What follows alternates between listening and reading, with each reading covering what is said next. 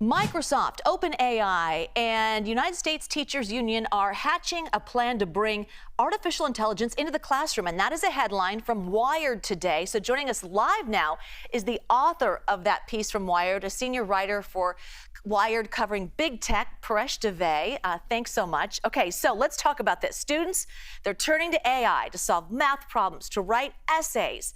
Teachers are seeing this. They're trying to figure out how to deal with this. Is this okay or not? But before I ask you that question, I want to go to the president of the American Federation of Teachers and what they had to say about the arrival of AI during the announcement today. Take a listen. When we saw ChatGPT, when we saw it like so many others saw it, I think in November 2022, we knew it would fundamentally change our world.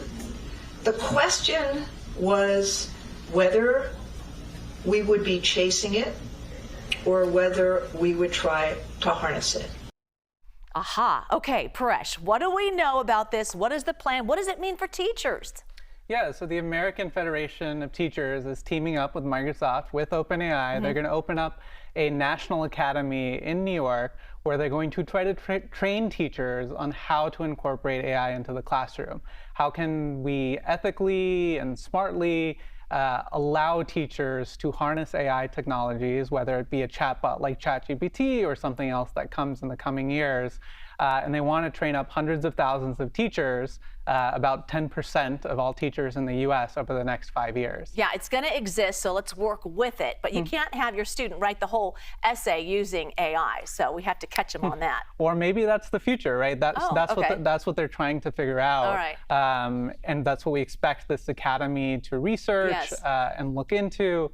But there's going to be concerns, right? There are definitely teachers who believe that ChatGPT, tools like that have no place at all in the classroom and should not be part of students' routines because it hurts their critical thinking skills, doesn't allow them to develop all the necessary skills for life. Yeah. So there's going to be criticism that should we be partnering up? Is it inevitable that these technologies will exist? And I think that's the debate that's going to continue to happen even as this training happens. Sure, there could be some that go, I'm still old school. They're really a new saying, the old school and new school. Okay, another headline that we're talking about, imposter pretending to be Secretary of State Marco Rubio, actually an AI voice, a high-level one, really hard to detect, was using that. So how exactly does AI impersonation work?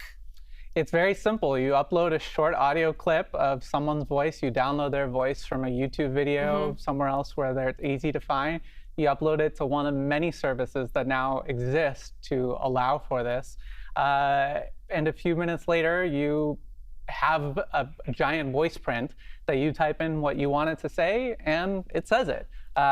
We've seen this happen with a number of global world officials, Ukrainian officials that were impersonated a couple of years ago, duped, many high-profile people into thinking that it was a real thing. Right. So that's the next thing. Isn't there dupeware? Isn't there something that's going to flash and say, that's not that person? There are attempts to build technologies like that. Okay. There's question marks about how effective it is.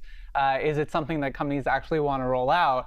As my colleague Lauren Good wrote about back in May, the low-tech way to solve this issue is calling the person back on a trusted line, communicating with them or through an intermediary that you already know, and like, is this real? Is this really you? Right. Like, did you leave me this weird voicemail? Yeah. Do you need this money? Yeah, exactly. No? Oh, wow. Well, you hope that we're all using it for the right purposes moving forward, and we can detect when there's kind of the side ones that are going astray. Yeah, but that is one of the concerns here, that generative AI is making these scams way more believable. It's making it harder for people to tell the difference.